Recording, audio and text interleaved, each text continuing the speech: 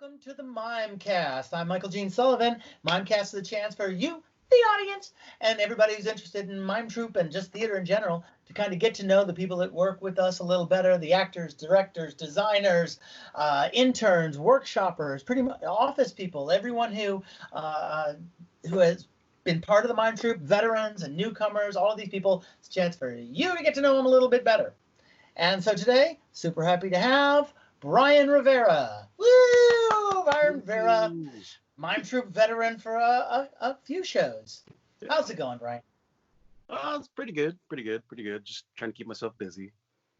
Yeah, I know. Yeah, I'm sure Valina would love it if that were my answer. Oh. Yeah, but no. Instead, I do this. So I want to get to know you better, and also one of the things about these conversations, it gives me a chance to get to know people better. So we start. It's a long form thing. So we start at the beginning. Where were you born? I was born in Rancho Cordova, a little suburb of Sacramento, at Mayfair Air Force Base Hospital. Oh, really? Really? Yeah. Were your parents either of them military? My dad I was a Coast Guard chief. He was stationed in Alameda, but my mom has a job with the state, so he just commuted from Sacramento on the weekdays. Or no, not commuted, but he lived there on the base on the weekdays till I was about. Oh, okay. I want to say 5-ish. Yeah. Wow. Then he got a job with the state as well. So how did he end up Coast Guard? I mean, did he love boats, or was he just like, it's better than being in the Navy? I don't know why he specifically chose the Coast Guard, but the first things first, he came here on an engineering scholarship, and he came to Boston. He went to Boston University from the Philippines, and he was the first one out of his family, or our family, to make it out here to America. And but the thing, he was working like 3 different jobs to send money back to the family, and of course, because he was doing so many jobs, he was flunking out of school, and then he just joined the service. What I didn't know growing up, my sister had to point out to me, was that we don't just guard our coast, but other coastlines. And so he went to Vietnam and was like patrolling, in the Mekong Delta, like in those plastic patrol boats like you see in Apocalypse Now. Mm-hmm. So after he came back, got stationed in Alameda, and we lived in Sacramento. So he came to the United States to go to Boston College, you were saying? Boston University, yeah. Right. Boston University, sorry. Yeah. Okay, the University of Boston. Was he and he wanted to be an engineer? Was that his thing? Yeah. He's good with his hands. Mm-hmm. I mean, because that's a huge move, you know. Sure. Where did he live in the Philippines? In the Philippines, he lived in a province called Pagsanhan. It's somewhere in the middle. It's really known for its beautiful waterfalls that people can visit. Yeah, so nice.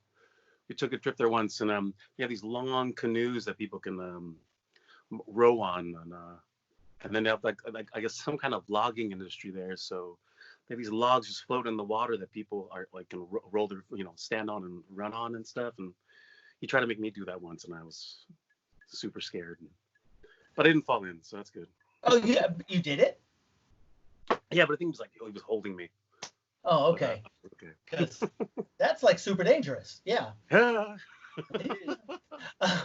And so did your parents meet over there, or did they meet here?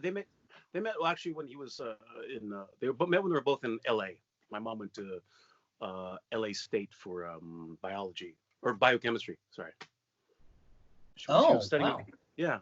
So she was studying the chemist, but then when my folks got married and moved up here, she mainly he forget who started what, but my mom joined the Department of Food and Agriculture and worked there as a senior manager. Mm-hmm. Yeah, it's all about state jobs up here in Sacramento. Yeah, I think so. So now, how did she come over? Or was she from here? No. She came over too around the same time, and like the late 60s, early 70s, and She was going to school in LA. And she had the whole kind of stereotypical thing that gets ahead of the time where you had like these like kind of boarding houses for women. I forget what musicals I remember this from, but like, so there would be like an older woman who owned this house, and single ladies they'd rent rooms from them, and they'd look after them. They had a curfew and all that stuff, and while they went to school, Is that the early modern Millie? Something like that. Yeah. Huh. So she stayed there. Is that where she met your father? And she met your father down in L.A.? Yeah, in L.A. Yeah. Uh-huh. While she was still in school? Yeah. Yeah. Mm. No, I laugh because my mom used to joke, like, if she didn't have me, she'd be a doctor. Well, that's the parent thing. They say that to you enough so that you'll do the housework. That's how it pays off. You're like, oh, if only, oh well. And they look at you and you go, okay, I'll take out the garbage. Okay, I'll do the dishes, Right, since you can't be a doctor. So your parents moved to, did they get married in LA or get married in Sacramento? I believe here. Yeah. Okay. Yeah. So they move up there. She gets a sweet state job. Woo! And, yeah, really. Is she still work for the state? Oh no, they've been retired. They both retired 10 years ago. Oh, okay. No, 8 or something like that. Yeah, recently. All right, not too long ago. No. And your father's working for the Navy, and you. I mean, sorry, Coast Guard. Yeah. And so when you pop out, how is it growing up in? Is there much of a Philippine community in Rancho Cordova? Yeah, actually, it's huge. I mean, because Sacramento is such a huge county. I mean, even not necessarily including Placer, but still, it's a wide district. So there's a lot of us. Well, we're not really centralized. I mean, a lot of them are in, I guess, in Elk Grove is that the area. Mm-hmm. Okay. But yeah, there's a big enough community here. So. Oh, that's it. So they weren't feeling on their own. No. Yeah. Good. Yeah. So now, when you were a wee tot growing up, did you feel did you ever feel like, kind of like did you think like we're kind of far away from things, or were you like, well, this is the center of the world? Like some people grow up out in the country and they think about the big city. Yeah, that was me. No, it's because no, because most of my extended family and like uncles and aunts and whatnot, they would settle in San Francisco, and so we had a thing where every holiday we'd rotate whose different house would be the holiday occasion. Thanksgiving was at our cousins in the Sunset, and New Year's was with our family in Daly City, and we had Christmas, I believe. But so I grew up always wanting to be in the big city. Honestly, we'd visit a lot. I'd spend when I was really young, I'd spend some of my winters and summers there when I was in school. Oh, really? Yeah. Oh, so your breaks? Yeah. Pretty much. What was that like? So when I could, I moved over there. Different? Yeah. Oh God, yeah. There's so much more to do in San Francisco. I mean, and to be sure, I was hating on my hometown for a long time, but of course now I appreciate it and love it. But yeah, back in the day, especially when I was in my 20s, I wanted to get out, move over here, there. Yeah, here, there. Yeah, when I was a little kid, because I always grew up in the city. So the thing was always like, lucky, summer and winter. It's like, let's get out into the country, go to summer camp. Real seasons. Yeah, maybe some seasons or something. See a little bit of snow, a little bit more trees, maybe a horse, Whereas, yeah, right. I remember we would drive anywhere and my father would just go, look, cows. It was like, cows, wow, So it's really kind of a grass is greener kind of thing. Sure. Yeah. So now when you were a little kid, were you thinking at all about performing or anything? No. I wanted to be an artist. Really? Yeah, I wanted to be my dream job was I wanted to be a comic book artist / architect. because like ever since I was really young, I was really good at drawing and sketching and painting and whatnot. But so, comic book artist and an architect at the same time. Mm-hmm. That could work. Mm-hmm. So what were the comics you were into? When I was really young, it was all DC comics. So like Superman, Batman, Green Lantern, Wonder Woman. And then I grew out of that. But then when I got back into comic books hardcore around the 5th grade, through my high school years, I was all about that, X-Men and Marvel comics and whatnot. But yeah. Huh. Never thought such a you put it like that. It's like, when you're a little kid, it's DC, and then you grow out of that. Well, it didn't really like that. It was just like I grew up with like Christopher Reeve Superman.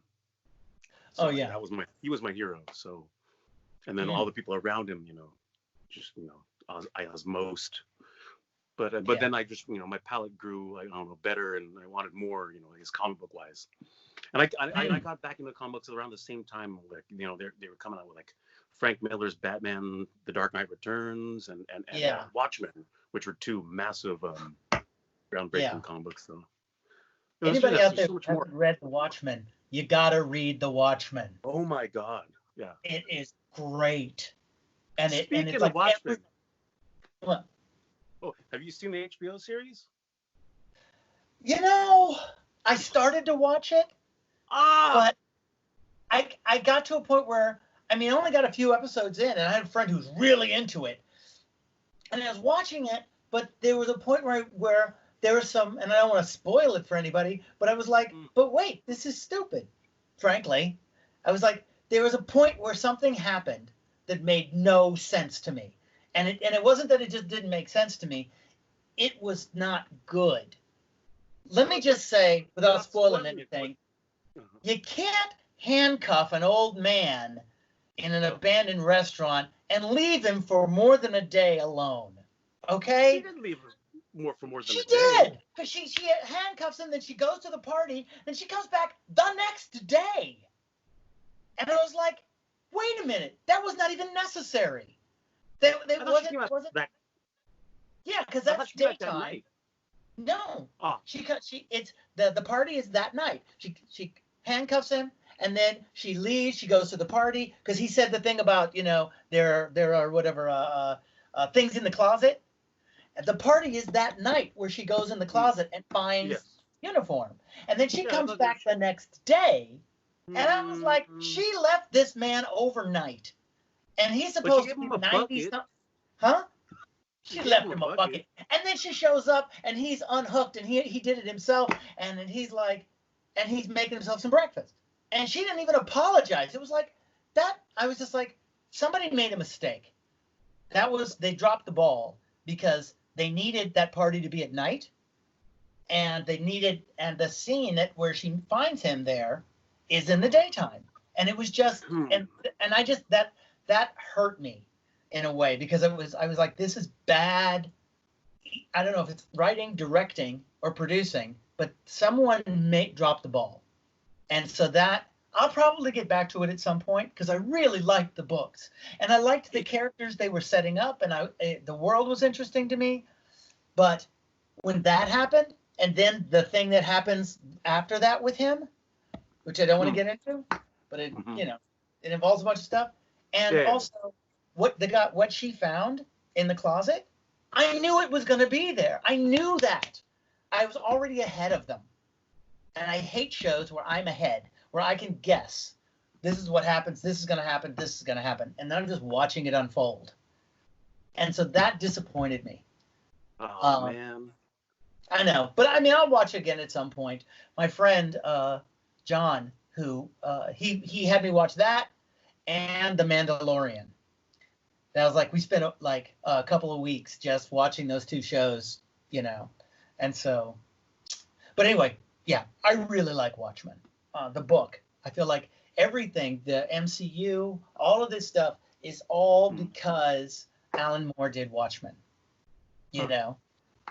because it's like, it's about the psychology of a masked hero versus a superhero? What kind of person is that? What real effect would that have? Mm-hmm. So, well, the who's the guy? Damon Lindelof, the showrunner for this Watchmen sequel. yeah, He I consider him a very faithful fan of Alan Moore's, even though of course Alan Moore's like disavowed anything based off of his yeah, work, which is understandable. But like he did such an amazing job, and true to the spirit of the book or the graphic novel, while also exploring truthfully an avenue within American history and culture that Alan Moore was negligent yeah, with. Yeah, and he yeah. did it Which I really thought, well. All of them, yeah. or I maybe mean, it's all the people, creators. yeah. So I mean, like I said, I'll get back to it at some point, but yeah, but Watchmen was the same thing that got me kind of like, when I was a kid with comic books. Um, I still have my first edition Luke Cage Hero for Hire. Oh, Yeah, and in my plastic, you know. Um, so I was kind of into comics, and then I was just like not doing that at all until Watchmen came out, and somebody, it might have even been Wilma, but somebody was like, "Oh, you should read Watchmen," and I read it, and then and it was just so damn good.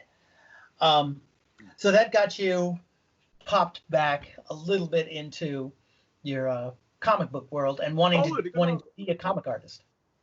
oh yeah. No, I was into it for really deep into it for a long time, but then I was spending all my allowance on comic books, and then I got out of it like during the whole saturation in the early '90s when like they started doing all these you know multiple variant cover number ones with the gold foil and all this stuff. It was just too Yeah, flashy and businessy and expensive. yeah, just wanting your money. So were you drawing your own characters, or were you copying from the books, or what? Both. I doodled. I wanted to start. I wanted to. My goal was to create my own comic book, but I never got to that point yet. But I still got like the big blank pages somewhere. Where Hmm. you can buy the actual like cardstock kind of paper that they draw the panels on and whatnot. But Wow. yeah, I should. I mean, since I got nothing to do, that reminds me I should work on the skills. But like my skills are I used to be really good or almost good at drawing a perfect circle and Really? gone Wow. away. Yeah, well, I mean that's one of things you got to practice and like Yeah. yeah, I can't, for the life of me, it's not in my hands Well, anymore. But it's just practice. yeah, Just, yeah. the more you practice, it'll all come back to you. And so you're reading comic books, practicing stuff, Mm-hmm. architecture. Why Yeah, architecture? I think because it's like at first I thought I'll be an engineer like my dad wanted to be, but that seemed to involve this is so horrible. It seemed to involve too much of math and physics. Whereas architecture, I could just design something and somebody else can make it Figure it out. practical and safe. Yeah. It's like being a set designer. Oh, they make it safe. Yeah. A set designer, but more permanent. Yeah. Yeah. That's So a ticket. what was it about architecture that interested you? Oh, I mean, when you're dealing with, abstract philosophies and ideas of art, and you get to work in three dimensions with balance and harmony and, contrast and, all that high-minded stuff. It's and then also I like texture, so being Hmm. able to do different media, wood, concrete, and I don't know, steel, glass, whatever. I don't know, that Huh. appealed to me. Yeah. It's it's weird because architecture is one of those things that architecture in some ways is the opposite of theater because theater is so ephemeral and Mm, architecture mm. lasts for thousands of years. You know, good ones. The Ideally, pyramids. yeah, yeah. Yeah. Um, but I mean, it's gonna just regular architecture will outlive the architect, Mm. whereas theater doesn't outlive the run most of the time. It's got a few The, weeks. the tragic beauty of theater. Yeah. So it's an interesting that having those two Mm. things. Ah, yeah. Yeah. So did you now when you were in like in middle school, did you study any art? Did you take art? Middle school, no. Oh, I mean, you mean like up to eighth grade? Yeah. Oh, I mean, it was mainly at that time. It was mainly comic book centered.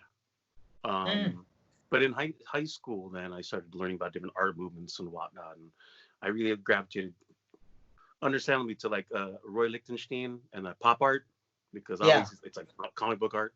Um, oh, now I forget her name. But then other people, other sculptors and folks, and you know, I was really drawn to I went to Washington D.C. a long time ago, and at the National Gallery they had an exhibit of Picasso's Blue Period, and Ooh. I went back there, like I went there twice just to absorb it all. But his Blue Period is like one of my expressionist, to be short, one of my favorite art movements, or at least my favorite phase of his. I mean, I dig the Cubism, but his Blue Period is very, I don't know, it hits me, even though it's like obviously because it's very depressing how he got into it. I don't know if you know about his Blue Period, but I know that it existed, but I don't know why he was blue. oh well, because one of his buddies, who were there, doing artwork, along the sand for change, whatever, and trying to get by, and then drinking, smoking, and writing poetry, blah blah blah. His best friend, in the middle of a crowded cafe one night, accused his girlfriend. The best friend accused the best friend's girlfriend of cheating on him, and he gets up all of a sudden, pulls a gun out, and blows his head off in front of everybody. Oh, jeez. Yeah, and then so it obviously it fucked him up.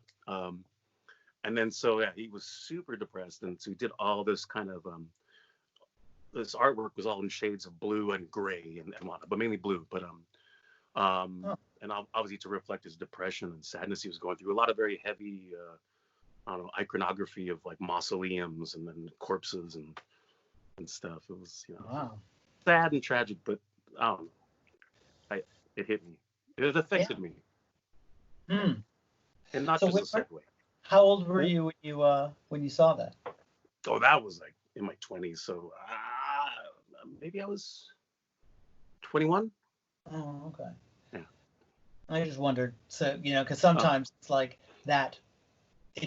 Sometimes for teenagers, that period where it's like, oh, the world, the suffering, Oh. Yeah. a lot of bad poetry. So it might be the wrong time to see Picasso's Blue Period work. Um, Eh. but anyway, so when you were in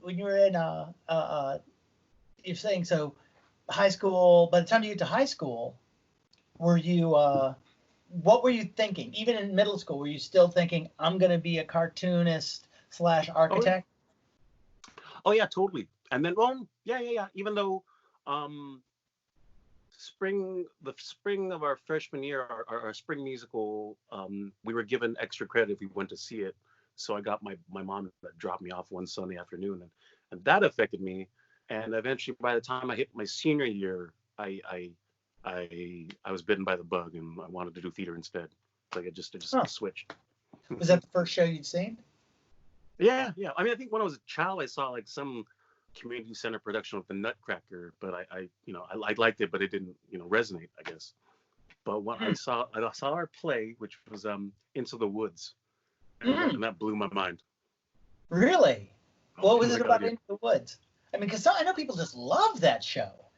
Well, okay. I mean, to be sure, I went in with extremely low expectations when I heard it was a musical about fairy tales. And I'm like, okay, whatever. Okay, I Yeah. get extra credit, fine. But it was the fact that like seeing people who were my yeah, whatever, got nothing better to do but draw.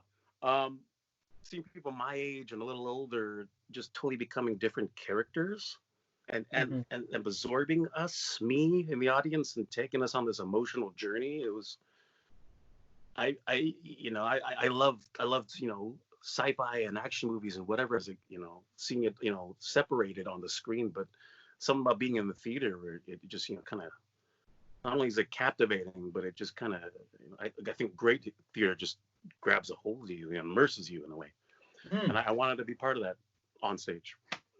Did you know anybody in the show? I knew a couple people. And that was the thing.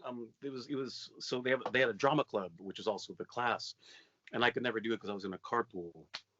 But I would try to audition every year, and obviously, so I didn't know what the hell I was doing walking in, and it was crappy. But my senior year, I had already done a community show, a wonderful group called Sinatala in the Filipino community here. They put an annual Christmas review, but it was also, and that's like kind of the surface level definition of it, was because it was also an arts organization that fostered arts education and artistic creativity in the community, for the Wow. younger generations. And that took a hold of me, and so even to this day, my generation of fellow friends in that cast are still my closest group of friends. But Oh, that's my point. But to doing that experience, Christmas review or Sinatala, and what was the other thing? And I was in the men's choir my senior year. oh, uh-huh. That got me enough experience to be in Guys and Dolls my senior year, and that's when I knew I wanted You and everybody to continue. else. I was You don't like those two? No, no, no. I You was what? in Guys and Dolls in my senior year. Oh, Valina was in. oh, We lucky. were in. Valina was in it. Oh, who are you, or who are you both? Oh, Valina was like. I mean, neither of us. Valina has this great singing voice and all this, but there was a woman who was who went on to be in a band named Brenda Holloway. She went on to like become this big singer, and so she played Adelaide. And then there's another woman, Anne Zablo, also had a fabulous voice that played what's her name, Sister Sarah. And oh, Valina played the woman who comes in at the end and kind of goes, you've got to get this place together, and whatever the major or colonel or whatever her name is. oh, right, for the Salvation Army. Yeah, and I was chorus. Huh? I was just in the show. It was the first musical I'd ever done. I didn't think about singing at all. I did one bit that I came up with that got this huge laugh, and that was part of getting me hooked.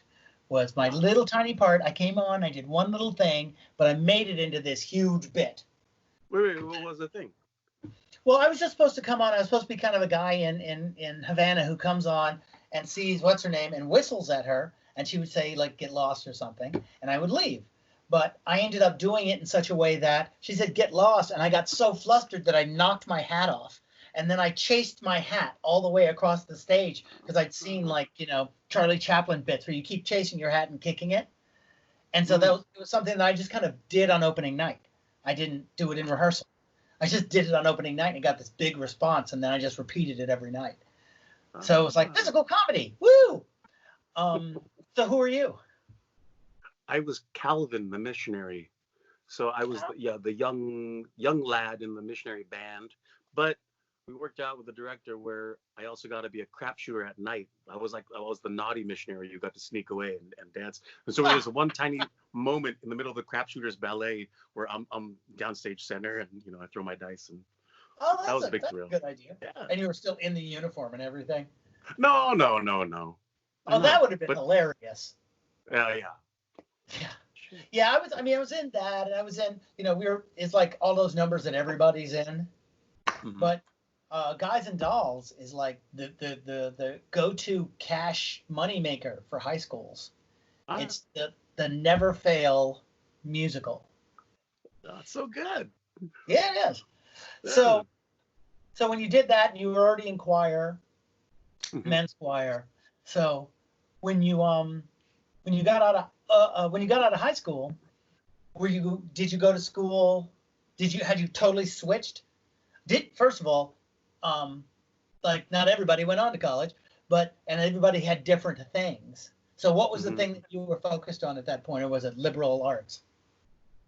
Well, that's the thing. I was still too unsure to like go, leave home and declare it. So I hung back and went to City College here for too long. I went to City College, San Francisco. Oh wow, that's a great city college, but then so was ours. But yeah, but I wanted to save money, but also I had heard that a couple of the directors there in the program were amazing, and to be sure, our theater company at Sac City has its own resident community theater, called the City Theater of Sacramento now, I believe. Oh, cool. And so yeah, went there, got trained and loved it. And they also produced Shakespeare in the Park nearby, and got to do Shakespeare that way. And yeah, it's pretty awesome. Through the school, or just you auditioned for them?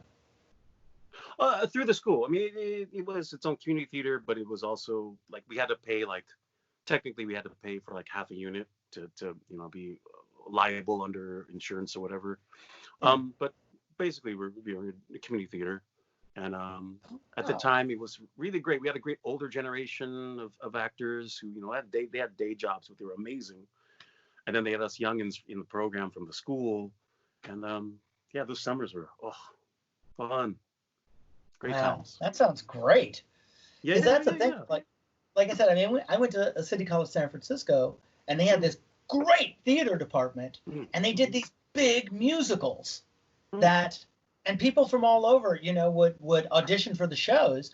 The first show I did actually had an equity actor in it who was doing it under an assumed name. So because he didn't want to get in trouble, but he really wanted to do it, and he was playing the MC in Cabaret. That was the show that we were doing, and they just got these great actors. I learned so much, and that was the director that I learned the most from. Was the director who Jim Orton, who ran the department. It's like right person at the right time, and you having the chance to do. So what Shakespeare did you have a chance to work on? My first one was Love's Labor's Lost. So to this day, that's my favorite, because it was just I was getting to work with such amazing actors who I'd looked up to in the community, and then I was like, I think I was like the one newbie in the cast.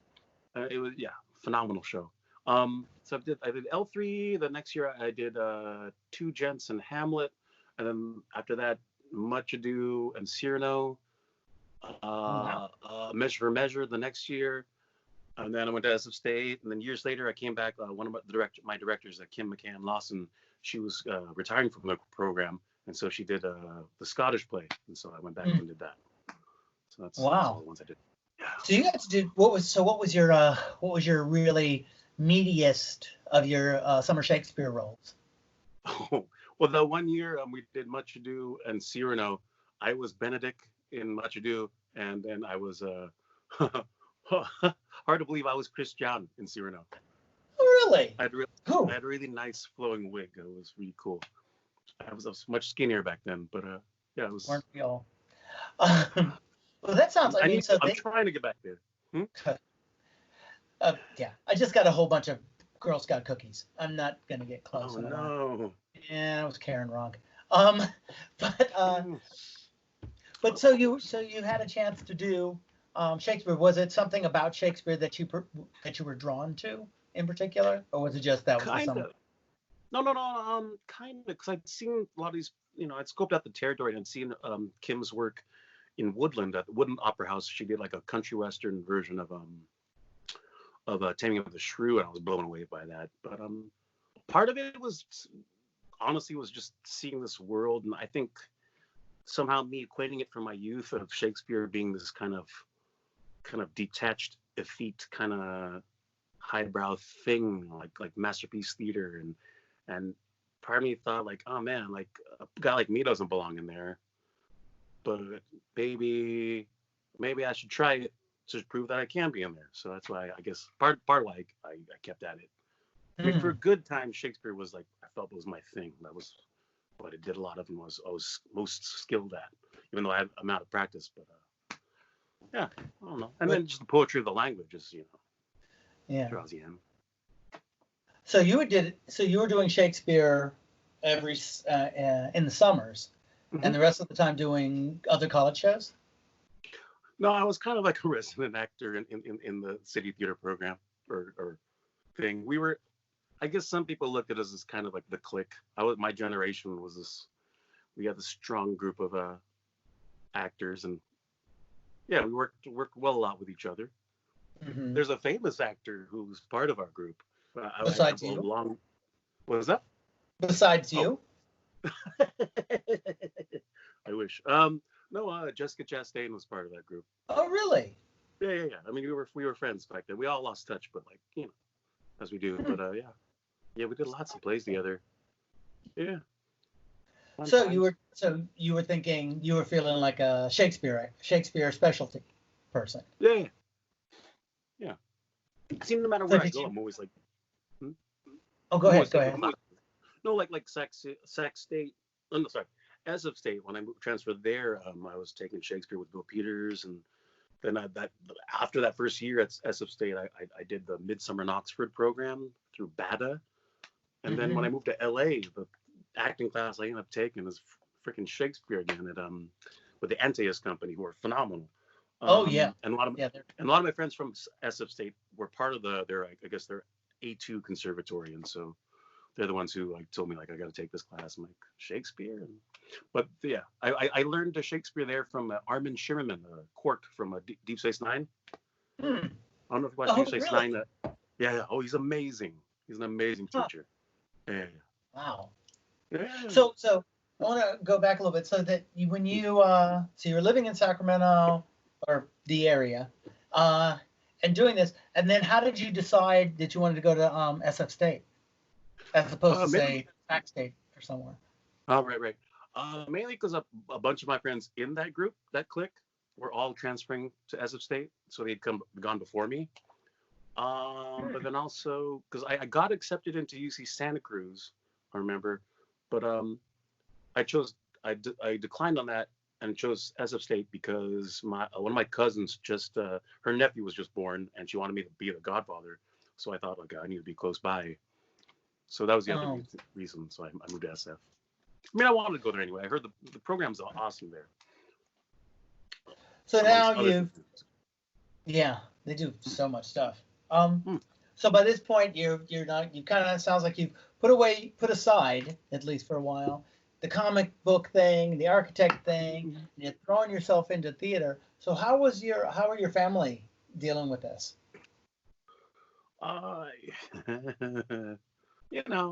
Typical. I feel bad. Asian parents. They were disappointed. To say the least. But I kept at it through the years, and I know. In the last several years, I know I got to fly them out to New York and to see me, and I think for once they weren't disappointed. So. So it took a while. Oh yeah. Even still, especially like this day and age, because I don't got any gigs right now, so I have to. I always think, periodically, like, oh shit, is this time to give it up or put a pause on it? And it kind of. I mean, right now, it's like we can't do it anyway. So. Yeah, it's a pause whether you want it to be or not. Right. So, but before that, when you were in school, when you first started to shift, did your parents think, well, this is just a phase? What did they want you to do?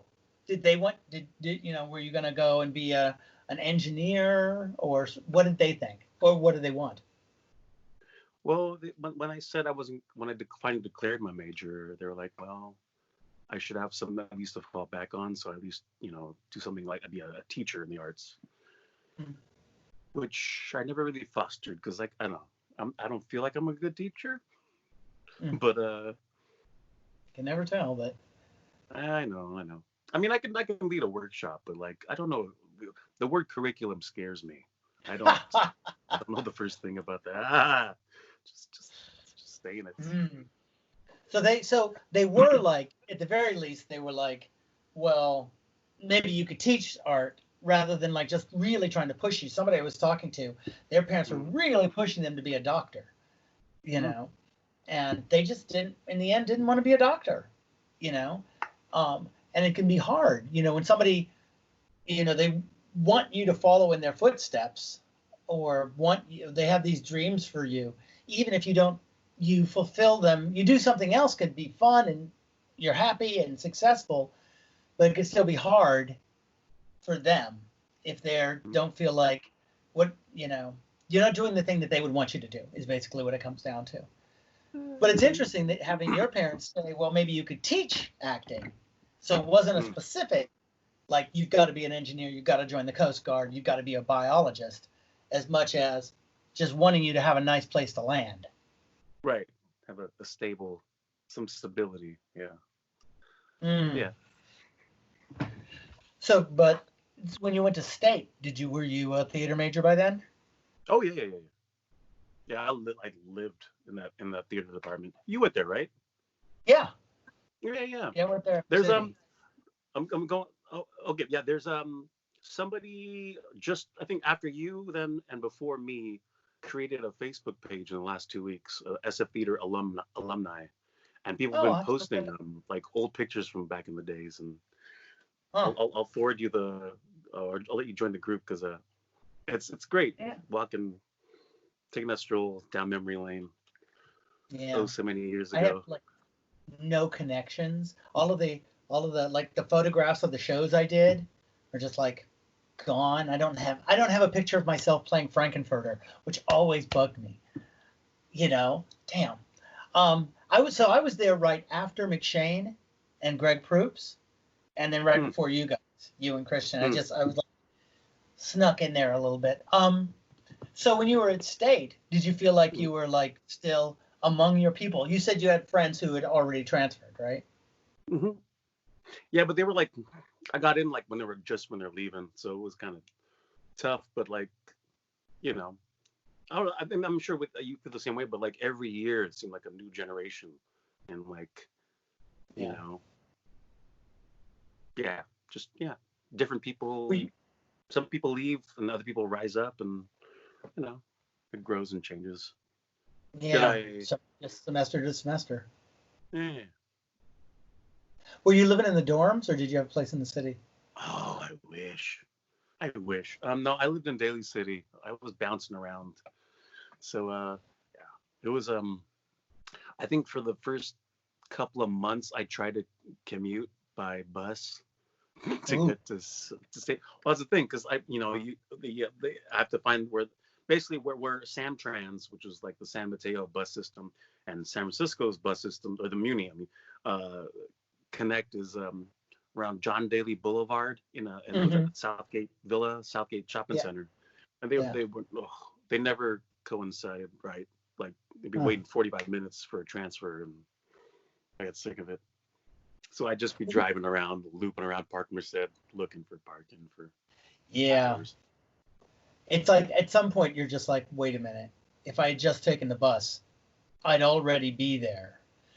But If at the they same came on time, you're in time, somebody else's control when you're waiting for yeah. the bus. Hmm. Now, when you were in Daly City, were you staying with relatives?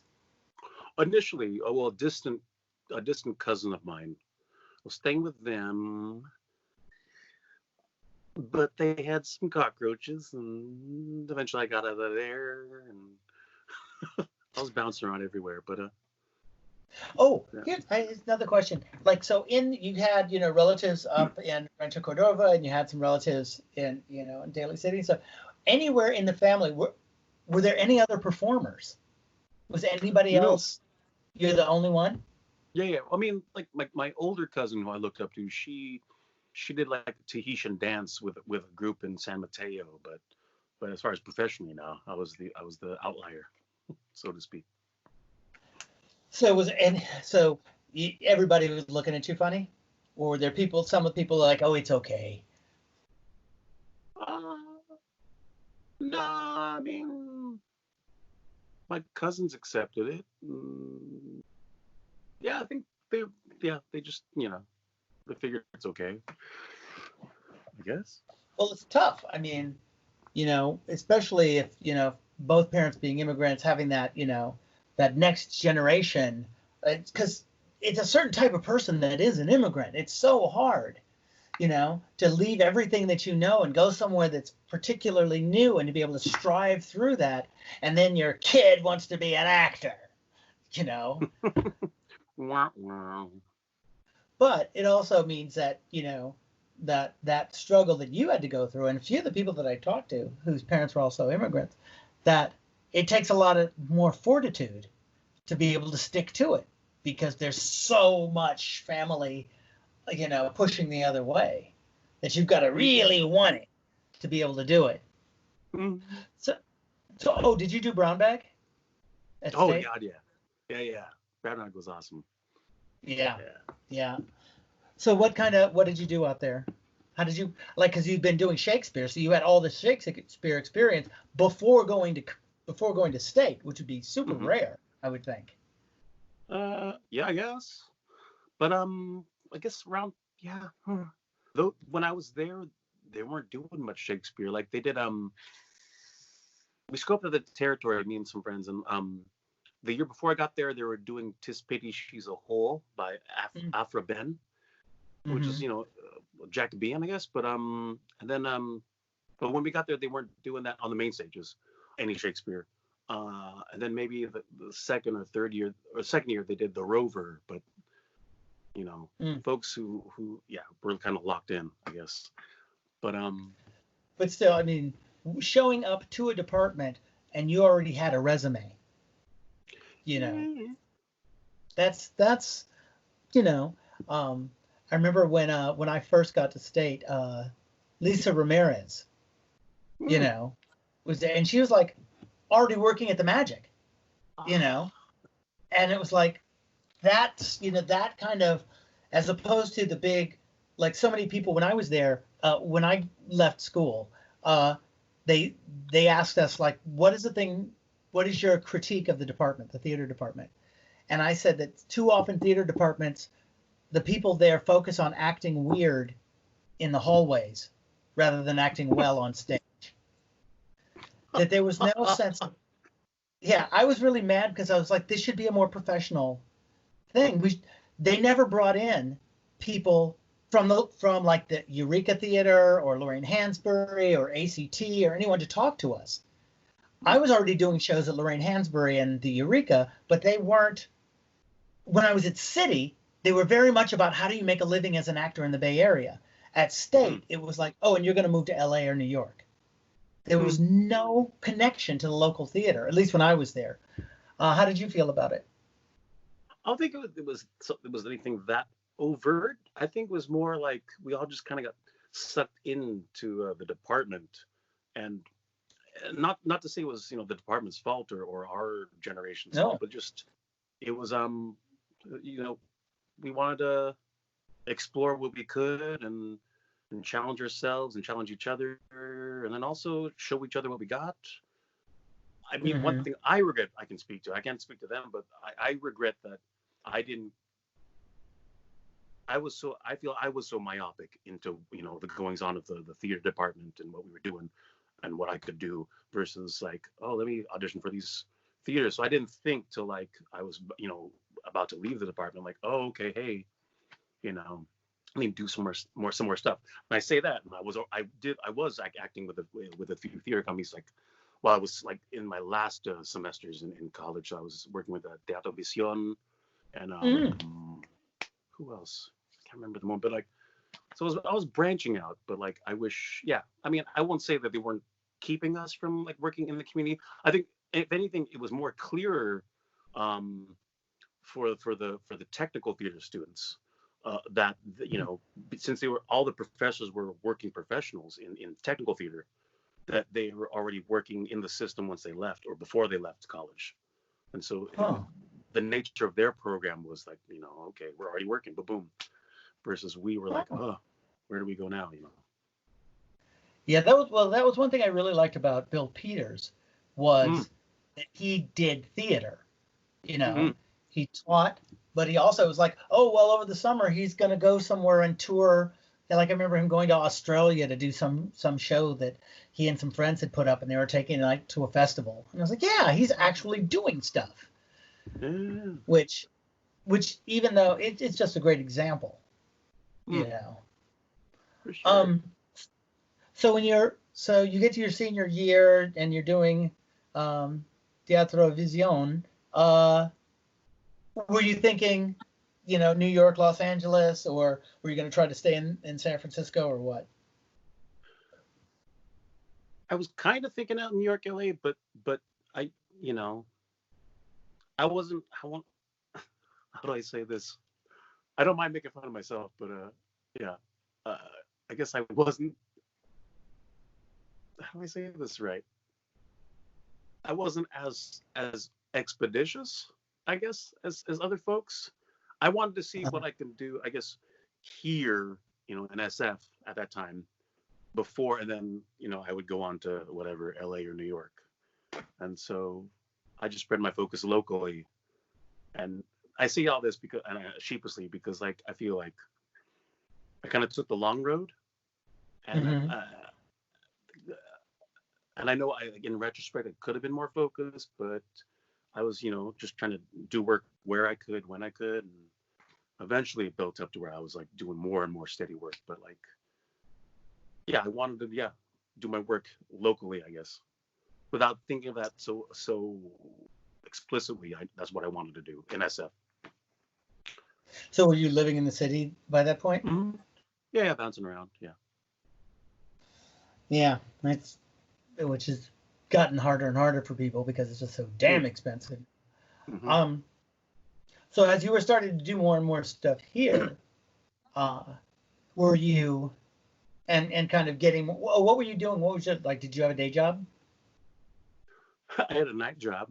What was your night job? I was I was security at a gentleman's club in the Tenderloin. Yep. In the Tenderloin. That's when the accent changed. Yeah. Yeah. I work at a gentleman's club in the Tenderloin. In the Tenderloin. Yeah. Oh, that's tough because that makes it hard to like do shows. Yeah. Well, yeah. Eventually, Eventually, I was let go, partly because I was starting to do more gigs, or rehearsals got in the way, and but also, this was around like 9/11, and we always joked amongst each other that like porn is like a recession-proof economy, but our club relied so much heavily on like international clientele coming, like tour groups coming to see the place. So once after 9/11, once the businessmen stopped coming by, I was like around the third round of layoffs. So I learned the hard way, Yeah. But Well, that's another business truism proved wrong. yeah, You can't even rely on porn. Nope. So now when I saw you, and I was like, I went to, you did a reading of some show, a little stage reading somewhere in the Mission, at like an art gallery or something. I don't remember what. Yeah. I want to say it's Galleria de la Raza, like by Bravo, right? It's not there anymore. Yeah, That studio. Right. Yeah. And I went there to see you. Oh. That's the only reason I went, just to see. People kept saying, "You've got to see Brian Rivera." Well, Christian, but other people were like, "You've got to see this guy. He's really good." And so I was like, "Okay, well, I got the night off." And so I saw you, and I was like, "We've got to work with this guy. He is so good. He is so funny. He is so confident. His energy was your energy was so sure, and you just had this presence." And I was like, "We've got to find a way to work with this guy." Oh wow. And but you were always busy, and either busy or preparing to move.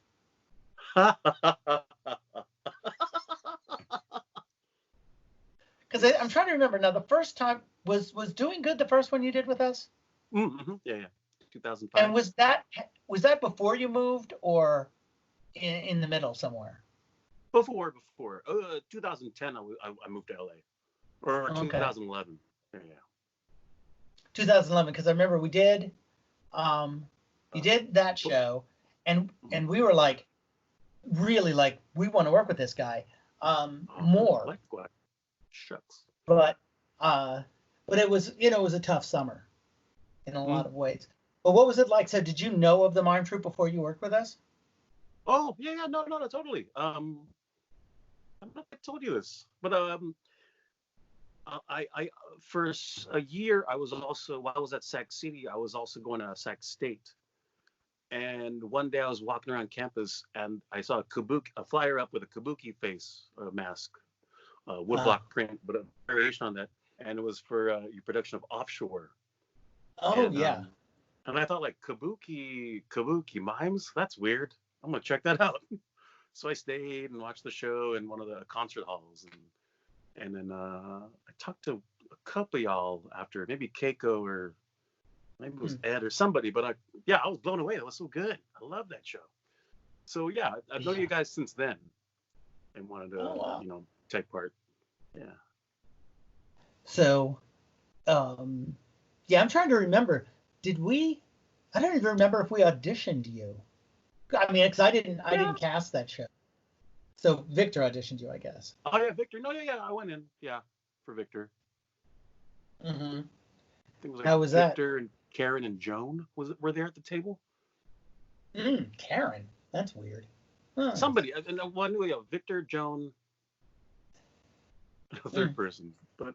Oh yeah. There were other writers on that show. Mm-hmm. So it probably wasn't Karen, but it might have been somebody else. Right. Yeah, and that was an interesting. You came in on an interesting show. You and Noah. Oh, sure. Oh yeah. The Brechtian drama. Yeah, the drama in the park, and it was so interesting with that show because it was so weird in the park, but when we did it indoors, it totally worked. Sure. Yeah. Totally. No, I love that show regardless. I know, there are, I guess, issues with doing a longer drama outside, but yeah, I loved it. As a first experience for me working with Mime Troupe, I was just thrilled, but So how about like was that your first, well, I mean, I was going to say, was it your first political theater show? But in San Francisco, so much stuff is political theater, so. Yeah, in a way. I mean, I'm doing some like various ethnic theater, quote unquote, shows. They all have certain, political messages, but that's the most, overtly, I guess, political work I've done is with the Mime Troupe. And was Possibilidad was before you went to LA also? Yes. Yeah. And so, show. Yeah, that was. I remember when that the idea is like, yes, you're going to play Indalecio, and you're going to be beaten to death on stage by the police. Yes, I love a good stage death. Yeah, I love that shit. People are like, no, he can't die. It's like he's got to die. Yes. He's drag him off. The cops beat you and drag you off. Comedy. Horrible. Woo! So after that, and then you decided to move to LA. Mm-hmm. Yep. Somehow we drove you out of town.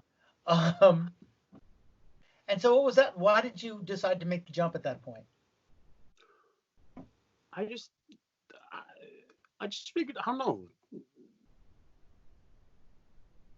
Partly because, looking, I think with all my friends who've gone there before and knowing how exposed it's, you gotta, you can't put a time limit on that. You gotta work at least 10 years in the business.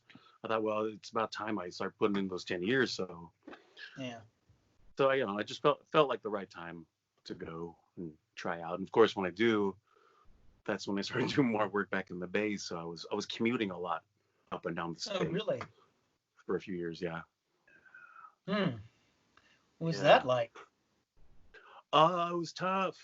I learned I'm very susceptible to highway hypnosis. Meaning that, well, because one, the 5 is so straight, and so, and I learned to drive at night just to avoid the traffic. At night, it's just you get by faster. But I'd be like driving along, some farmlands, and all of a sudden I'd blink and I'm like, oh, I'm in Tracy now. What the fuck? Okay, all right, 2 more hours. But yeah. But I was always safe. I didn't never got in an accident. But it was really tough. Tough on my car.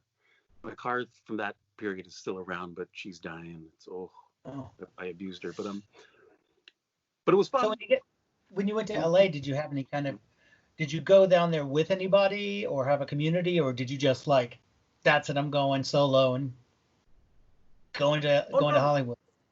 No. I mean, I moved in with friends from SF State, so I wasn't alone. But I do feel like the people I hung out with most, aside from my roommate or roommates, they all lived far away, and I learned the hard way. Like, oh wow, it's not like in Sacramento where you can live far away and get by without any traffic. And So I learned to like have to really collectively commit to like, okay, we're gonna meet this Thursday here at Santa Clarita, whatever, and that's our hangout time. So I had a kind of, I'm very grateful that I had friends who came before, and so they were, working in the business in various degrees. So I got a lot of advice from them. But it was just like the work was coming from the Bay, so I kept leaving. And so every time I came back to LA, it was like I was starting over again. So I really never got my feet down, solidly on the ground there. It's so eventually tough. Did you have an agent down? You had an agent down there? No. Well, that's the thing. I had down there they have extra agents or extras agencies. Oh. Yeah. So yeah, she was cool, but like, I wanted to be reading for principal stuff, and that wasn't her thing. So. Did you? But I remember seeing some shots of you as a Klingon.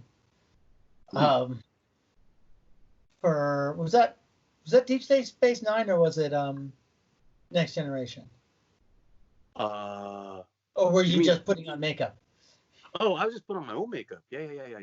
You were doing your own Klingon makeup? Yeah.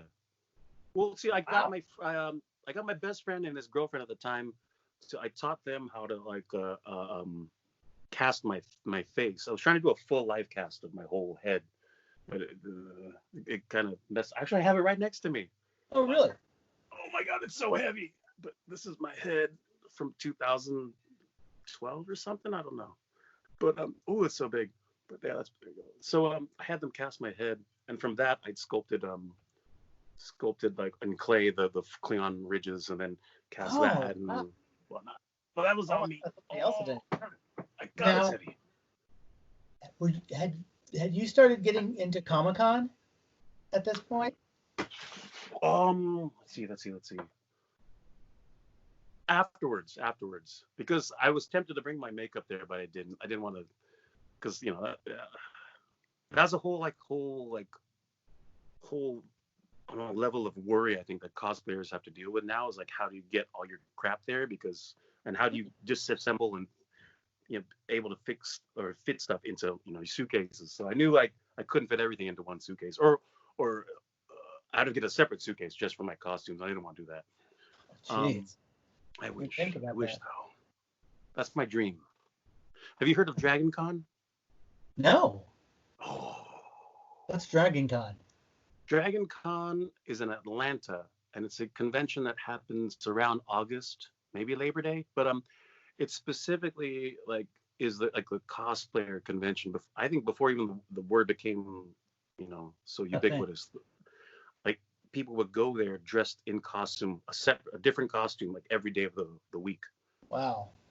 Partly because the convention center was also a hotel, so it was a big like kind of party convention. Right. And it was more geared towards, it was sci-fi and fantasy. It was everything. But that's like the big costuming convention that I dream of going to someday. So. You have to get together with Wilma, and you guys could, because Wilma is like serious Comic-Con every year. She is so disappointed that it's not happening this year. You didn't know that? I know Wilma was a big Comic-Con person, but yeah. So when did she go, or will you all go? No, I mean, I've never been, but she goes. She goes all the time, and she's always trying to get me to go. I used to go. I went to, back in the old days when they did sci-fi conventions. My sister and I would go to those. And then, when it was a Star Trek convention and stuff. But after that, being in the Mime Troupe and stuff, I just don't have that time free. Right. It's all like around the summertime. Yeah. The New York Comic Con is usually late, like around October. Oh, really? November? Yeah. Maybe. Yeah. But anyway, so you were in LA, you're working. Were you day jobbing, or were you like doing enough extra work to keep your head above water? I was doing just with the gigs I was doing in San Francisco and the extra work in LA, I was doing just enough to get by. That's tough, trying to have a foot in both. Yeah, no, it didn't work. So that's when I left. Okay. And when you left, did you come back to the Bay Area or did you go straight to New York? No. I was back in the Bay for a while. I was doing really good for a good amount of Oh, time. that's right. You did that Was ACT work, show. yeah, I got in with ACT and Cal Shakes, and so I was doing a lot of work, and I was having like at the level where I was able to plan a year ahead, and then that's when New York called and I left. Wah, wah. Well, but so how did that happen? I remember when I saw you in the show, the Calgary show. Mm, What was it? a Major Barbara. Major Barber. Yeah, really good job. That was Oh, thanks. yeah. Um, and so, and it was right. It seemed like right around then when you left. So how did New York Mm, call? mm, how? How did New York call? Well, that's the thing. When I was doing what's it before? I forget what came before. I was doing Orphan of Zhao with ACT, and I forget if it came. I think, oh yeah, it came after.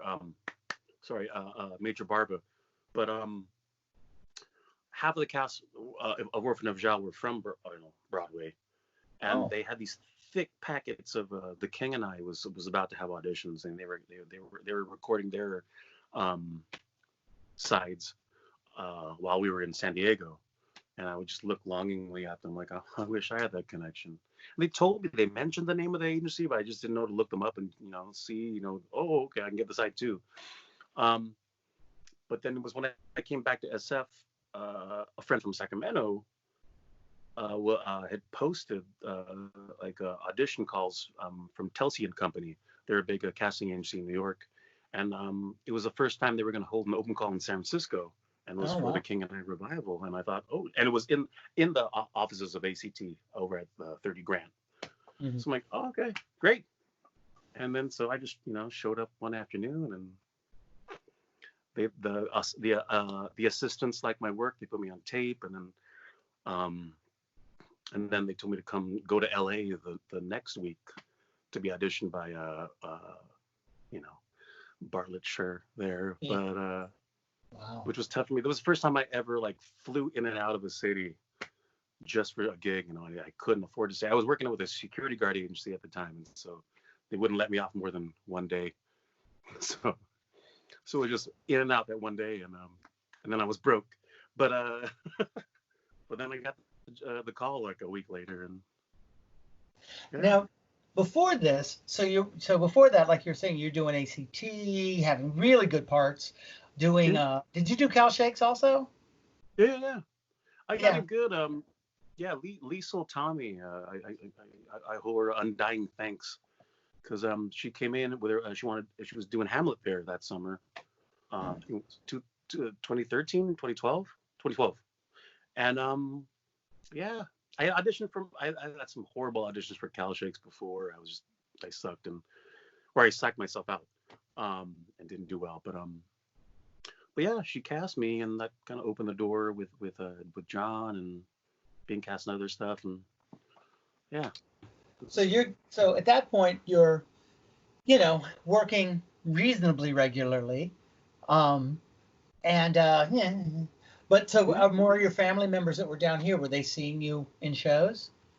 Sometimes it Did depends. you tell them you were in shows? No, Yeah. no, because it's a schlep to go all the way over there, and I would want them to stay afterwards, but they usually like just skedaddled, and so it's like where'd you go? So I guess a lot of times I wouldn't tell them. Mm-hmm. Plus I was doing, yeah, I was working, stuff here and there, and I just didn't want to overload them. It's That sounds tough. conceited. Well, yeah, Well, I just but also, I mean, had to it's pick and choose. on the one hand, you want to. I always feel like with some people in certain circumstances, it's like you want them to just come and love it. But if you can't guarantee that, Mm. just don't tell them at all. Uh, You know, come and love it and be supportive of me. And if I can't predict that, I'm just mm. not going to tell you I'm in the show. Yeah. I guess, yeah. It's a It's good way of tough. putting it. Yeah. I Yeah. mean, for a long time, I just didn't tell people when I was in shows because I was like, I think part of me was like, nobody's going to care about this. And Mm. it was easier for me to say it than to hear it from somebody else. Mm. Or for me, I think along that same lines is like, those days in run-throughs leading, through tech to previews. It's like, I'm sucking. I'm not doing my best work. I don't want you to see Yeah. this if it's not my best work. And then you get to opening like, oh fuck, this is great. Oh, you got to come see it. But Yeah, right. And it doesn't too late. run long enough. Yeah. The show opens and like, we're so close, we're finally good, and we're closed. That extra little bit of confidence of going, it's gonna be good. Mm-hmm. Can be so hard to get. Mm-hmm. If you're really hard on yourself in that way of wanting it to be perfect. Right. And it is like you were saying, that last week before opening is when it's awful. Yeah. It might have been good in the rehearsal hall, but once you put in the tech, it all falls apart. And you're like, I don't want to see this. Mm. Yeah, it's tough. With me in this. Yeah. So you go to the Big Apple.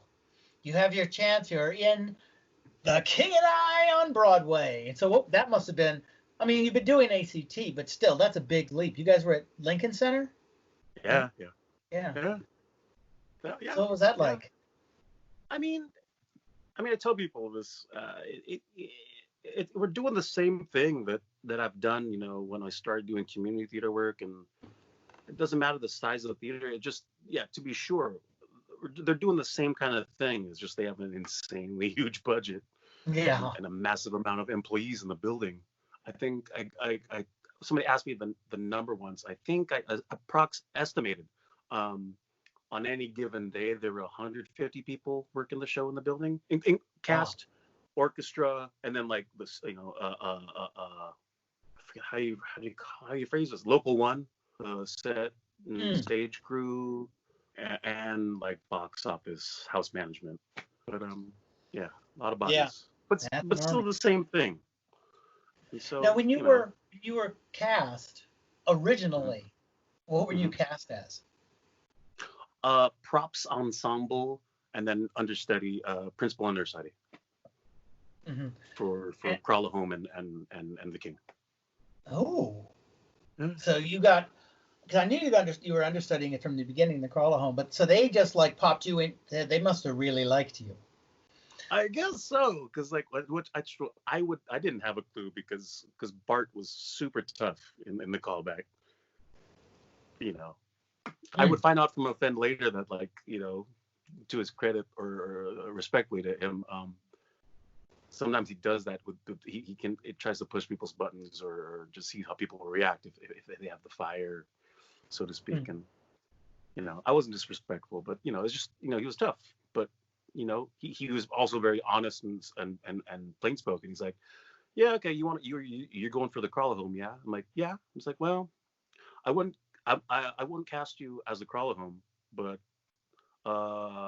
I'd cast you as an understudy. Can you are you a dancer? I'm like, well, can you lift stuff? I'm like, yeah, I can lift things. And so that's where it became props ensemble. Props ensemble is like for the people in the chorus boys who can't dance. Well, it's a gig. Hey. I'm not complaining. No. No. Because we all were like for scene shifts, we were all moving like bureaus and stuff on wheels and slides and whatever on and off. So that was our thing. So now what was the shift? How did that, did it feel? I know you were saying it's like, it's just another show in a lot of ways. It's just the scale is bigger. But in your mind, were you ever like, I'm in a Broadway show now? Oh, yeah. Oh, no, yeah, no, it was freaky. I mean, yeah, it definitely felt more pressure, and obviously, and then,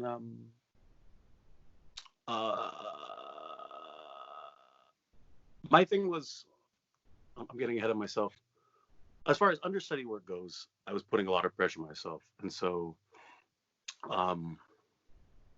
like once a week, I would stay behind after everyone I thought everyone left, and they put out the ghost light, and I would go through my blocking on stage and just try to get more comfortable on that stage, because it's a weird. How do I say this right? The the acoustics can be troublesome in the thrust stage, because it's like this big half circle, and you've got to kind of learn how to point your head at certain areas, otherwise you won't hear yourself, because we don't have monitors on this, because it's like the thrust is like, I want to say like a 30 by 30 foot square, that you're just out there, and so you can't have any speakers pointing at you, and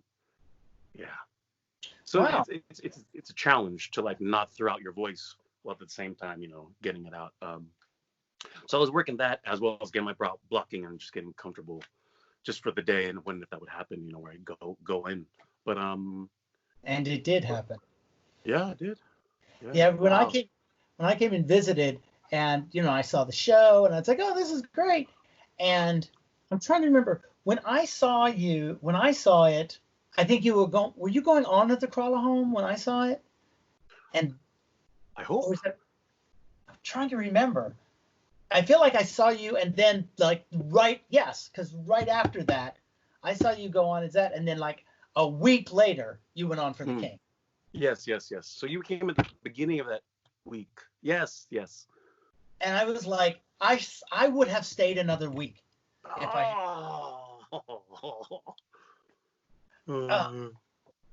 But I mean, it was so cool just seeing you, and you gave me the tour and everything. But it was just like, I was like, I know him. He was, and you had that same, like I said, the power and the presence that I saw when you were doing the reading at the reason that I wanted to work with you at the Mime Troupe, that kind of stand and deliver quality, which is always interesting to me, because when I deal with you just as a person, you're very withdrawing and reserved, and I'm an introvert. Yeah, I mean, but it's interesting. And then when you come on stage, you're like 2.5 foot taller, which is great. That you come on in this completely so complete, like last year doing Treasure Island. Watching your shift from when you were backstage doing stuff, and then you would come on, and there was this moment when you would come off after a scene, and you were like still Long John Silver, and then you go, okay, now I gotta change, All right, but anyway, so you play the Crawler Home. I miss it, and you did the show. How long did you guys do that on Broadway? I forget the number of shows, but for a little over a year and a half. And so I see it, and you're playing Crawler Home, and then the next week you get the call to go on, because I think when I saw it, the guy who was going on as the King was already a replacement, because the other guy had gotten hurt in the shower or something like that. He like cut his hand. Was that what happened? Oh, then that's happened when I went on for the King. Yeah. That was our third King. So what was? So getting that call, how much warning did you get? Oh, dude, this was at Places. Oh crap! Yeah. So the guy I was already covering for, he was the first. Okay, on Broadway, for people who don't know, it's not enough to have one cover for principals. You have to have two covers for each principal role. So I was the second. And so I was already covering for the other guy because he found out he had a heart condition. Oh, that's right. And thankfully he got it looked after, but he was out for 2 weeks. I think it was 2. Oh, shit. So was that Sunday matinee? We all one and done, we call it. It's just a nice leisurely way to end the week, because it's a later call. It's like a 3 p.m. matinee, and then we're done for the day. Ideally you get out and the sun's still shining. So I was already covering for the other guy, being the Crawler Home, and 4 doors down away from where the King is. And then right at Places, his star dresser, a great guy named Jim Nadeau, who's from SF, he comes out, and he's very serious, stately older gentleman, but he comes out and he's like, Hohenzer. And then I poke my head out, and and I can't just believe it because he never acted that way before. And they're like, somebody do something, don't turn. So I run down the hall, and I don't want to go into the whole big crazy story, but like he hurt himself with his shower. The glass exploded on him, the glass door, and so I helped out however little I could, and then the stage manager pokes her head in, and she's like, Brian, get out of there. You have robes to try on.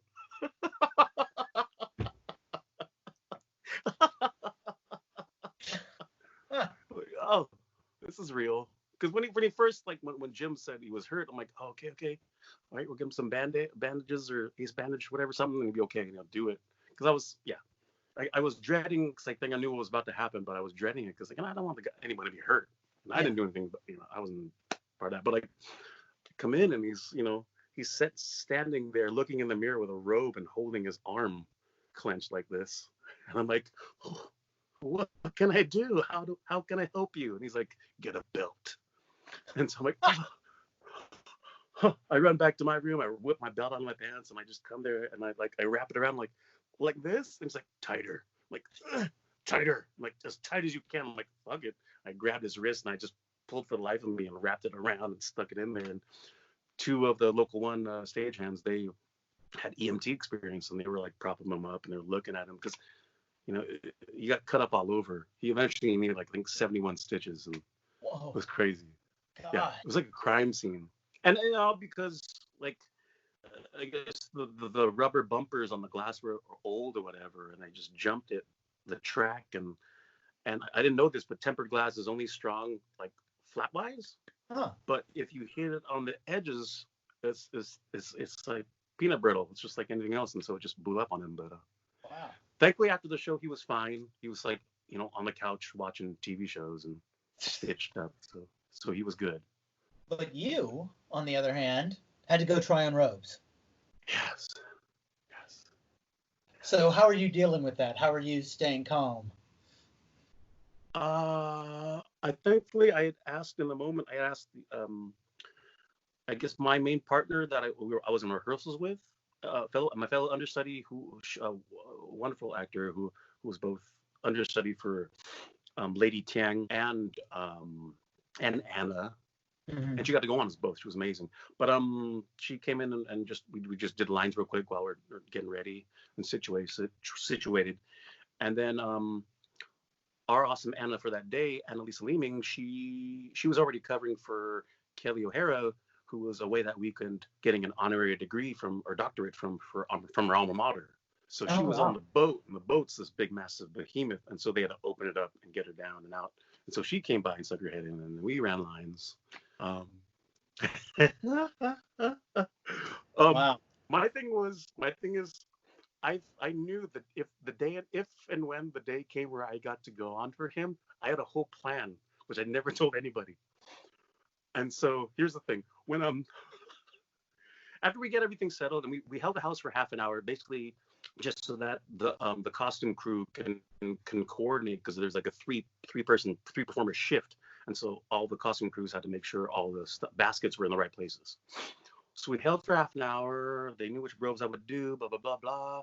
I'm like, okay, so are we cool right now? And then they said, yeah. I'm like, okay, I'm gonna be right back. Okay, I'll be right back. I'm like, okay. And so I enacted my plan. I peeked into the house in my white bathrobe that we all have, when we're covering our costumes or whatever. And I walk out onto the lip in front of the curtains. Stupid me. And I say, ladies and gentlemen, I'm sorry for the delay. I just want you to know, my name is Brian Rivera, and I'll be performing as the King of Siam today. I want you to know our main king, Hun Lee, he's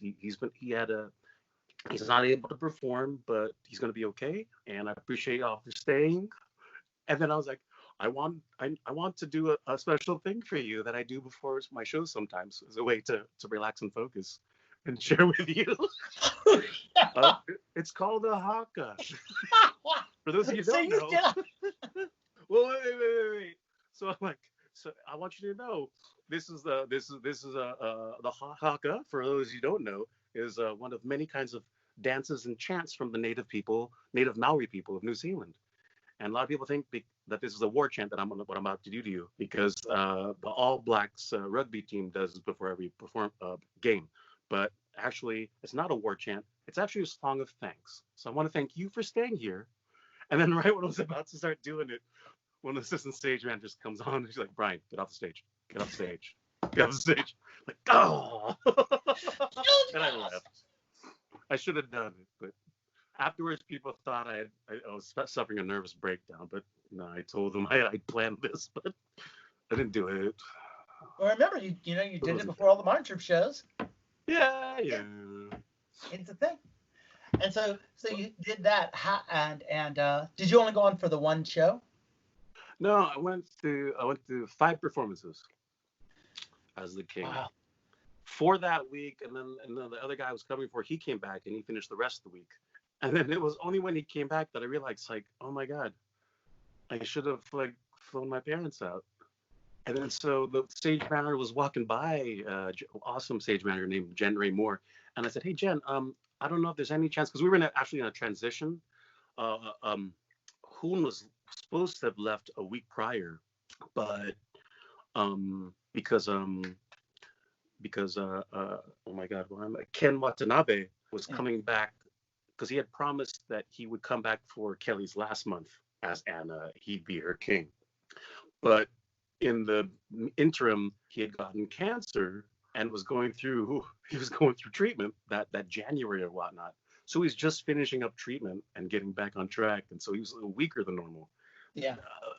But so in that transition, they were all still there. And I said, is there any chance that I'd go on again? And she was like, let me get back to you. And then. Oh no. It froze. Wednesdays are usually 2 show days. What? And so he was just going to do the night show. So you have the day if you can. I'm like, okay, call your parents up. And so I got them some tickets and they got to see the show. Yeah.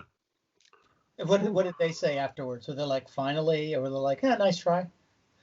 Well, here's the thing. Whenever I'd ask them and try to press them, like, hey, what did you think? They're like, that's good. You need any money? I'm like, no, I'm good. So I thought this time around it'd be different. Mm-hmm. And I get them backstage. I tell them, like, you got to wait. You got to come backstage because you got to see, the whole tour and da-da-da-da-da. You can be in my dressing room. It's nice. And so I got them back there. I didn't realize it was a talk back too, so I had to do the talk back. And I ran back afterwards to see where they were. And they were just about to leave. I'm like, hey, come back. And then so we ended up getting a dinner together. I'm like, so what did you think? Oh, it's good. It's good. Oh, well. It's hard. I mean, it's tough sometimes. It's like it's a lot to overcome. And if you've got a certain thing in your head, like that, like you were saying, that the person's always going to be, yeah, but I need some money, So sometimes the parents or whoever are waiting for that other money shoe to drop. And it doesn't, And theater is still weird. I mean, it's like if you've got a big film role or something, I feel like it's more, unfortunately, validating for people. They're like, oh, it's a movie, But plays can be tough. Yeah. But you ended up touring and playing the King again for how kind of regularly, it seemed like, on the tour. Kind of. In the second year, yeah. I forgot. I lost count. I think it wasn't a lot. It wasn't a lot, but maybe 12 times. You got to do it in the Bay Area, though, right? Not the first time around, because we started the tour in San Francisco. But when we came back around the following year to San Jose, I did half of the week there. Because that was another one where it's like, I was trying to get tickets, and I was like, I'm gonna see Brian as the King, and I got in a show. And I just couldn't go that night.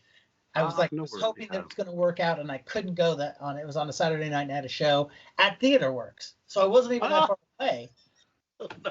But I was like, man. Theater Works. Yeah. So plus, I'm such a No, I was just saying, I'm such a bad self-promoter, so I wasn't really good with making Facebook events, and telling people. So I told knew about it. Oh, I nice. told, yeah, when I found out, I told a lot of people. Oh shit. You gotta see Brian. Yeah, I was like sending out stuff and putting it on the Mime Troupe site. Whoa.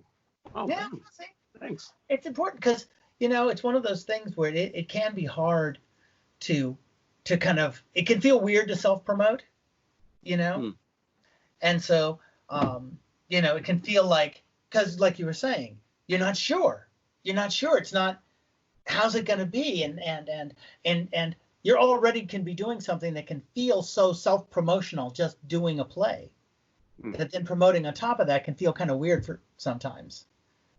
So that's where I come in. But anyway, I think we've been now talking for an hour and a half. Oh. Yeah, I know. Oh. so I should probably wrap it up. But it was super cool. Do you got any other things you want to talk about?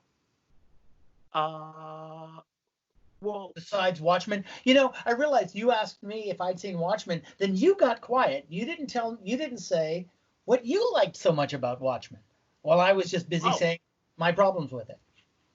Oh, I mean, well, but that's cool, I don't want to say that just because you're an African American, you'd get the biggest kick out of it. Not kick out of it, but like it'd affect you the most. But yeah, that's one of the things that it deals with is like Tulsa. Yeah. Well, right.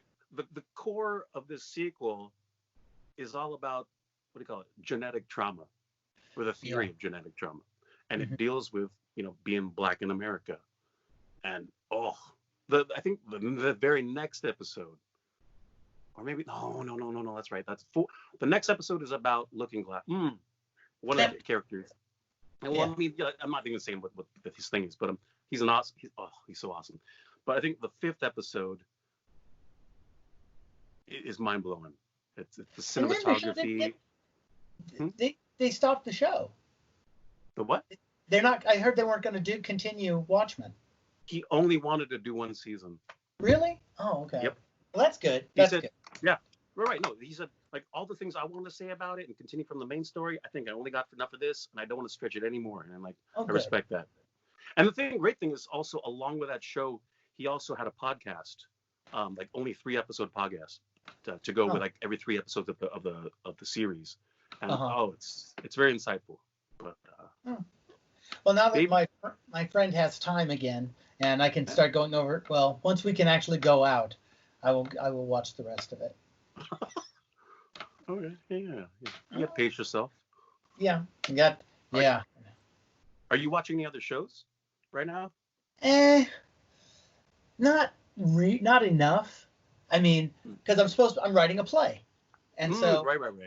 I don't want to focus too much on stuff. But I did decide to rewatch all of Lord of the Rings because one has to. I've only seen the whole thing 4 or 5 times, so just like, I'm just gonna watch Lord of the Rings again, and that'll inspire me. Oh, because I'm writing this part with you in mind again. Oh. This is the Genghis Khan play. Oh, I was gonna say, I'm almost finished. So I'm gonna probably do a reading soon. If I can finish it, I want to do it like an online, like a Zoom reading. And so you'll be hearing from me because I need to do a reading and then see what it sounds like. That'd be awesome. But anyway, so I guess that's about it. And I might, I'm thinking of doing second interviews if people have anything else they want to talk about. But we'll see. Okay, well, anyway, thanks a lot, Brian, for being on the MimeCast. And thanks a lot for everybody listening. And hopefully you learned some new stuff about Brian Rivera. Because I know I did. See you next time. Bye-bye. See you.